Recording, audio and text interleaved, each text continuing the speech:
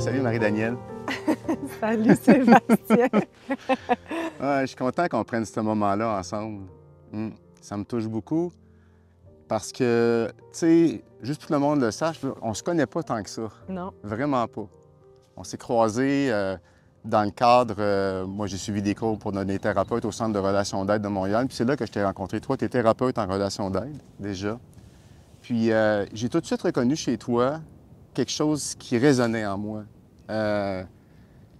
Certainement une sensibilité, en tout cas, une intensité de vivre, mais aussi, à force de te parler, un grand désir d'authenticité. Tellement. Ouais, vraiment. C'est vrai qu'on se connaît pas depuis longtemps. On s'est connus dans le cadre de Nouvelles Voix masculines. C'est comme si tout de suite, il y a eu quelque chose, justement, avec ce désir d'authenticité qui a connecté entre les deux. Quand on s'est rencontrés puis qu'on s'est dit qu'on allait faire quelque chose ensemble, ce que j'ai trouvé vraiment hot, en fait, c'est que lors de notre discussion où on brainstormait sur comment on voulait faire cette rencontre-là, moi, je me disais, ça serait trop chouette d'aller le faire à la montagne. Puis toi, tu t'étais dit, hey, il me semble qu'on pourrait le faire à la montagne. Que finalement, quand on en a parlé les deux ensemble, qu'on s'est rendu compte qu'on avait eu le même feeling, la même intuition pour ça, qu'on était super alignés. Mais pourquoi la montagne?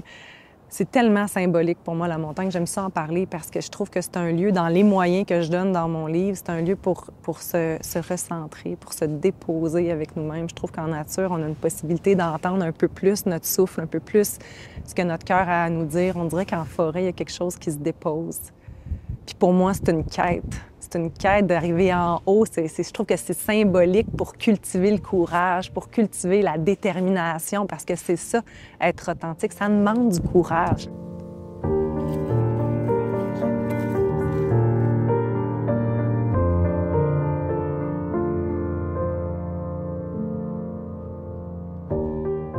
Tu as écrit un livre sur l'authenticité. Tu t'es lancé dans cette expérience-là. Mais parle-moi un peu de l'élan de ce livre-là. Elle te vient de où, cette quête-là pour l'authenticité, Marie-Danielle? La quête d'authenticité vient de mes expériences personnelles où ça a été difficile pour moi d'être authentique. Je me suis retrouvée dans une situation particulière en relation, puis ça a été vraiment très souffrant pour moi de justement ne pas me sentir authentique. Et à travers l'épreuve que j'ai traversée, à un moment, je me suis dit, je ne veux plus jamais visiter cet inconfort relationnel à moi, puis relationnel à l'autre. De là est parti, je te dirais, le début d'une quête, d'une mission, d'arriver à être encore plus moi-même. Parce que c'est tellement inconfortable, je trouve, de ne pas être soi. Là, je ne sais pas ce que tu en penses, mais l'inconfort de devoir composer avec le malaise, puis... Ouais, donc c'est ça, c'est parti d'une d'expérience personnelle, parce qu'au final, quand j'ai commencé à écrire mon livre, j'ai réalisé que tout converge vers un désir d'être moi, de toute mon histoire de vie, mon background. J'avais un grand désir de me livrer, de partager mon expérience personnelle, mon expérience professionnelle. Le livre, pourquoi je me suis dit, là, j'ai envie d'écrire un livre, c'est que ça faisait déjà un bon moment que je donnais des conférences, des ateliers sur ce sujet-là. J'avais un désir d'expansion, d'en parler encore plus. De créer une espèce de guide. Parce qu'il y a des gens que ça leur fait du bien d'aller en thérapie, des gens qui aiment faire des ateliers, des retraites, des conférences, mais il y a des gens qui aiment lire aussi. La lecture, moi, m'a tellement été importante pour moi dans mon propre processus pour être moi-même. J'en ai lu des livres qui m'ont aidé à grandir, donc je me suis dit, si mon livre peut aider à cheminer certaines personnes, j'aurais contribué à quelque chose dans ma vie.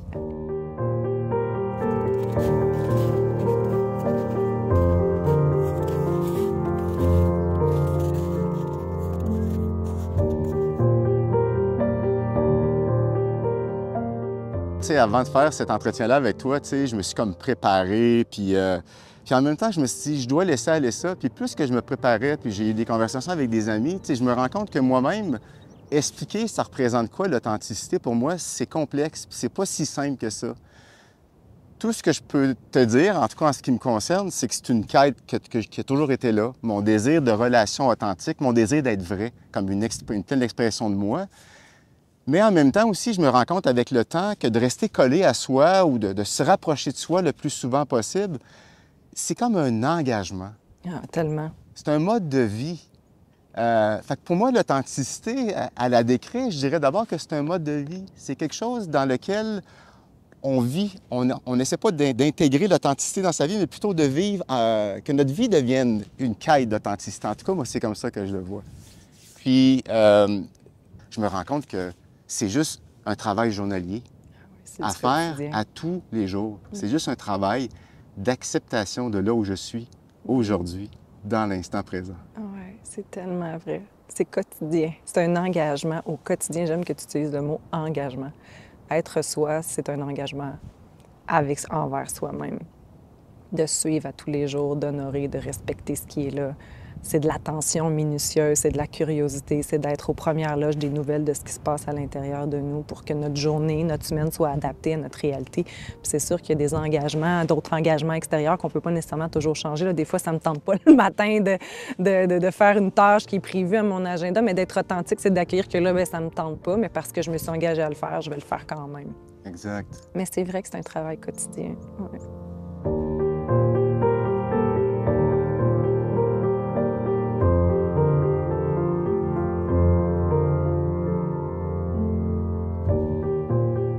Mon travail, j'appelle ça le chemin vers soi, parce que c'est vraiment ça ma quête de vie, tu sais, de me rapprocher de moi, de marcher vers moi.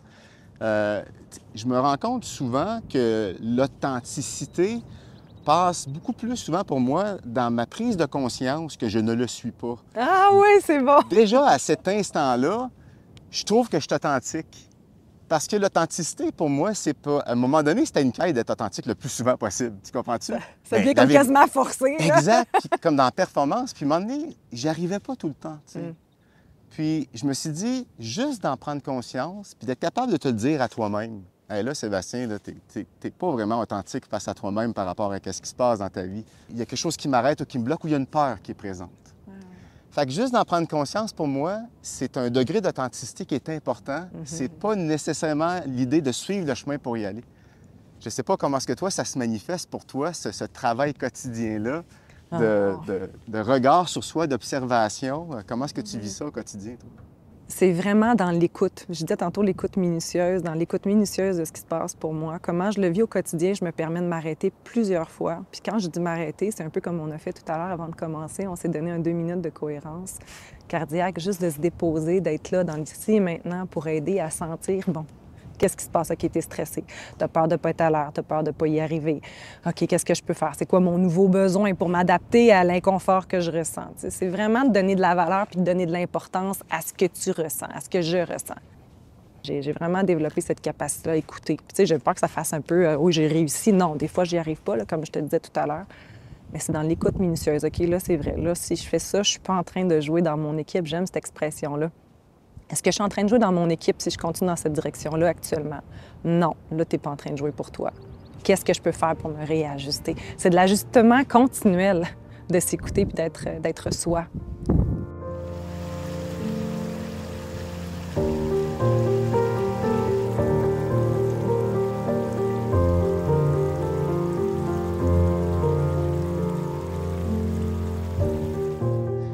C'est vraiment paradoxal, Marie-Danielle, parce que, tu sais, moi, je pensais que la paix intérieure puis la satisfaction allait arriver plus que j'allais me rapprocher de moi. Et je me rends compte qu'il y a une grande paix intérieure qui s'installe dans l'acceptation de mes limites à ne pas y arriver. Oui, c'est hot. Fait qu'il y a quelque chose de paradoxal là-dedans. C'est comme une invitation, dans le fond, à l'acceptation globale de ma démarche, du gars que je suis, avec mes limites pour y arriver. Et ça m'apporte de la paix. Ouais. C'est toute une danse de se laisser aller dans ces élans de rapprochement de soi, puis en même temps d'accepter qu'on n'est pas toujours capable d'y arriver. As-tu un exemple à me donner? On dirait que je suis comme curieuse de quand tu m'en parles. Je t'écoute avec quand tu m'en parles de toi, là, mais t'es pas obligé. Mais un exemple où tu vois que tu as une limite puis que tu te dis, ah tiens, je vais m'accepter là-dedans, là, maintenant. Ouais. Bien, tu sais, je peux te parler de quelque chose qui est très personnel, tu sais, c'est l'estime de soi. Ouais. Tu sais, moi, je pars de loin avec l'estime de soi, là. J'avais une estime à zéro, là, à ma préadolescence, là, puis ça a pris du temps avant que je prenne ça en main d'une certaine façon ou que je porte un regard sur moi authentique par rapport à ça. Tu sais, quand on parle d'authenticité, avoir une relation authentique, là, de me regarder puis de me dire vraiment, hey, je m'aime pas, j'ai pas confiance en moi ou j'ai pas d'estime de moi, je me trouve pas aimable comme personne. Faire face à ce regard-là sur soi, moi, j'avais développé une honte par rapport à ça. Tu sais, la honte de pas m'aimer. Wow. Puis la honte d'avoir honte. Fait que, tu sais, j'ai fermé ça, j'en ai pas parlé à personne. Tu sais. à partir du moment où j'ai pris conscience de ce que je portais, c'est insupportable. C'est comme si j'avais envie de rapidement De me guérir débarrasser. ça, de t'en Oui, débarrasser. faut que ça ouais, parte, ouais. faut que ça sorte de moi, ce manque d'estime-là, faut que ça s'en aille, tu sais. Et non, et non. Et c'est là que commence un travail d'accueil puis d'acceptation de soi. Mhm. Mais je me suis rendu compte que tout mon perfectionnisme, tout ça s'est emparé de moi puis me dit, il n'est pas question que tu te laisses aller dans cet espace-là. Tu es plus fort que ça, tu es plus grand que ça, etc., tout ça. Fait que ça a été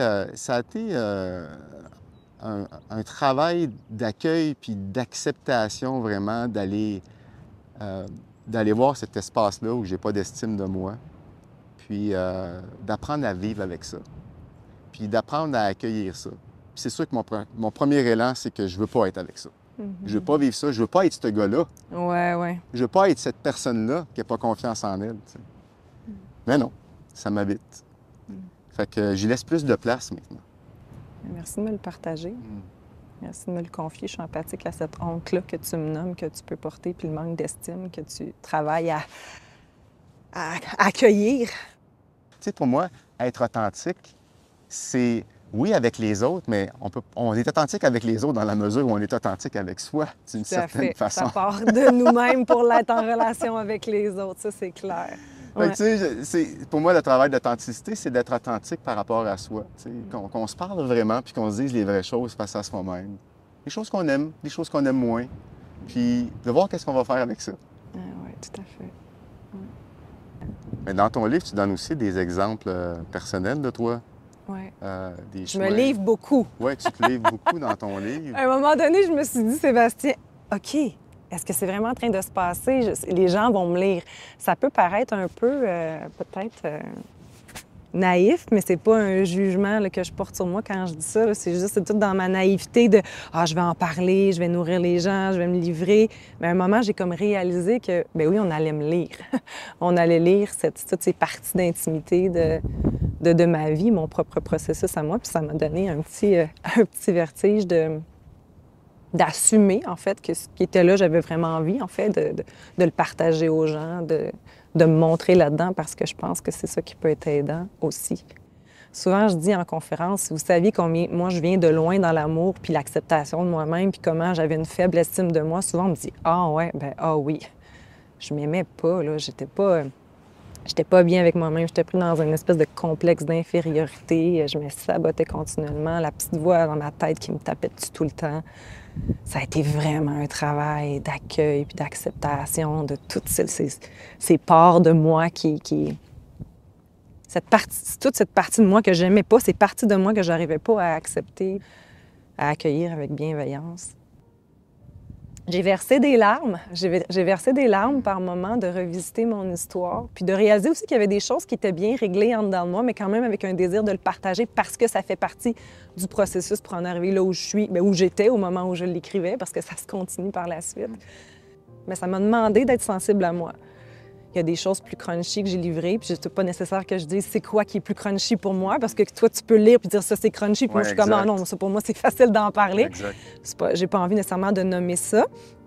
Mais il y a vraiment une des choses, je me suis questionnée, je n'ai parlé avec des gens près de moi, est-ce que ça se dit, est-ce que je peux vraiment me montrer là-dedans, est-ce que je vais être jugée, est-ce que je vais être critiquée? Certainement. L'être humain juge, c'est quelque chose que j'ai compris, on juge. C'est pas vrai qu'on peut pas plus juger jamais. On va être dans le jugement, qu'est-ce que tu veux, ça fait partie de nous. Mais c'est de se voir aller dans le jugement, puis d'accepter que le jugement, c'est une projection de soi, là, finalement.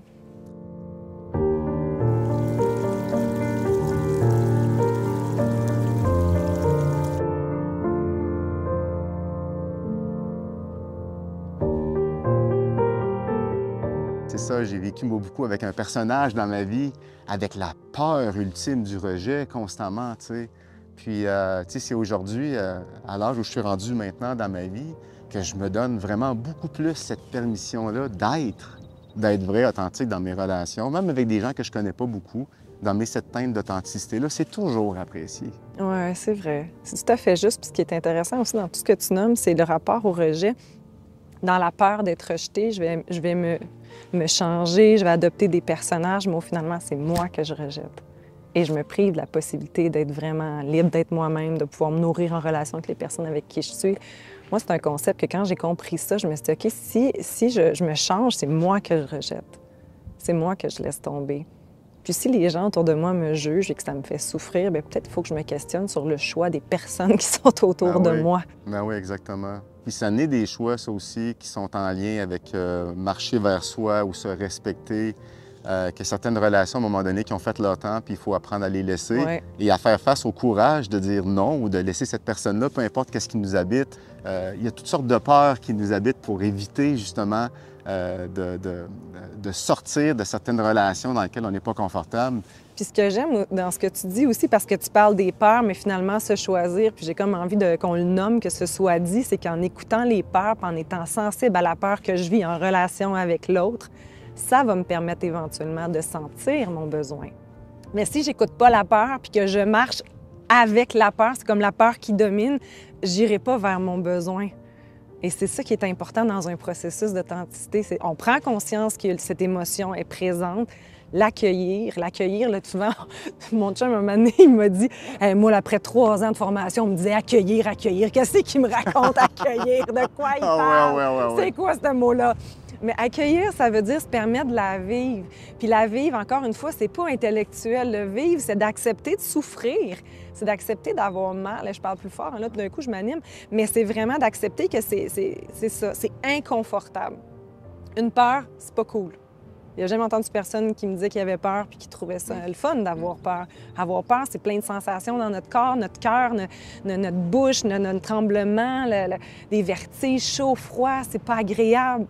C'est pour ça qu'on a tendance à le fuir, puis on n'a pas envie de le vivre, puis on veut contourner cette étape-là, puis on pense s'en sortir, mais finalement, on se fait souffrir encore plus longtemps. Moi, ce que j'aime dire, là, puis c'est comme, c'est la chose que je peux mettre mon sceau d'authenticité là-dessus, je peux le jurer, je sais que ça fonctionne, c'est que quand j'accepte l'inconfort, que ce soit la peur, que ce soit la honte, que ce soit la tristesse, la colère, peu importe l'émotion, la culpabilité, quand je l'accepte vraiment, que je me permets de la vivre, elle finit toujours par s'atténuer. Alors, ouais, accueillir l'inconfort pour ensuite aller aux besoins puis passer à l'action pour marcher vers soi, pour se choisir.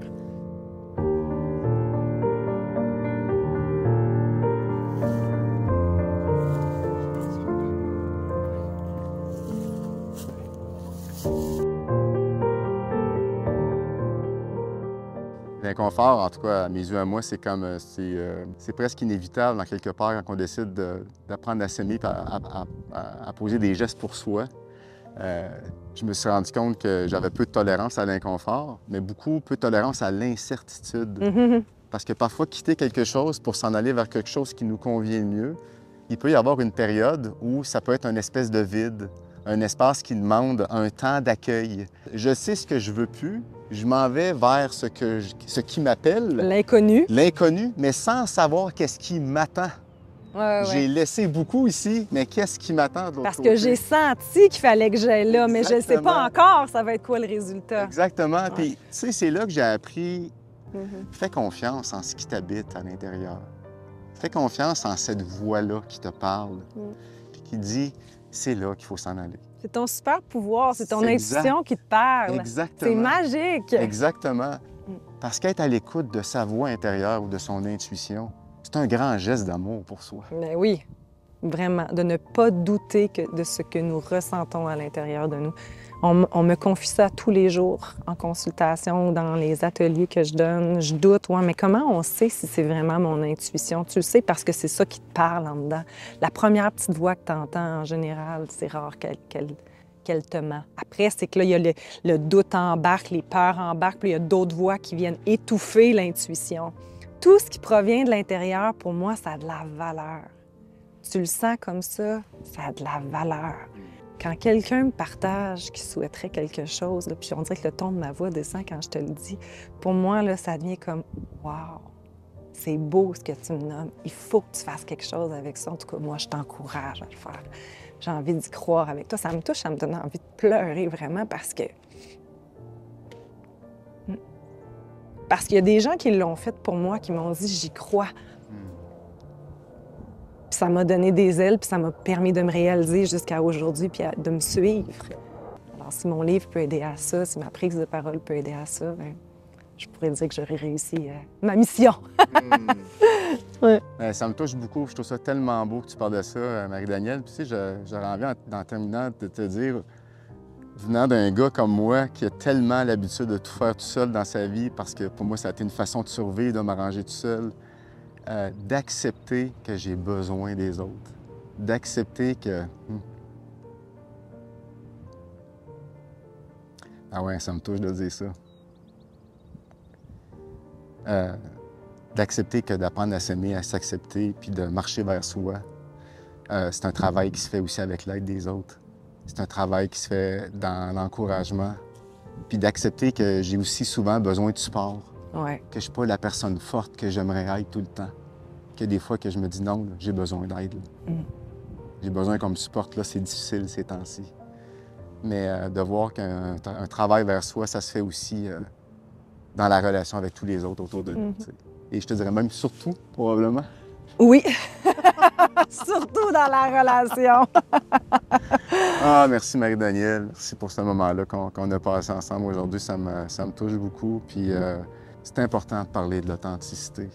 C'est important de parler d'avoir une relation vraie à soi. Ouais. Puis de transmettre ça. Puis c'est ce que tu fais avec ton livre, avec tes conférences. Fait que merci pour tout ça. Merci pour qui tu es. Oh, merci! Ça me fait chaud au cœur ce que tu me nommes. Puis merci toi aussi pour qui tu es, Sébastien. C'est vraiment un beau moment que je viens de passer avec toi ici en haut de la montagne. Puis ça me donne juste envie qu'on crie toutes les deux fort dans notre cœur ou à voix haute, là, qu'est-ce qu'on veut manifester pour la suite des choses. Parce que c'est un lieu puissant. Être ici, regarde la vue, comment c'est beau. Ouais.